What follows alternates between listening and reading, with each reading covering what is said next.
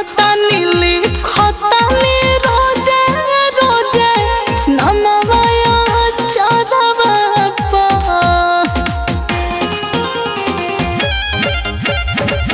चिखतानी लिखतानी रोजे रोजे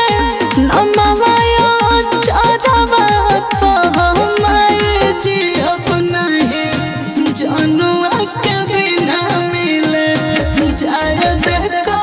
बड़वा पा मैं जी अपना ही जनुआ के बिना मिले जाय देखो बड़वा पा।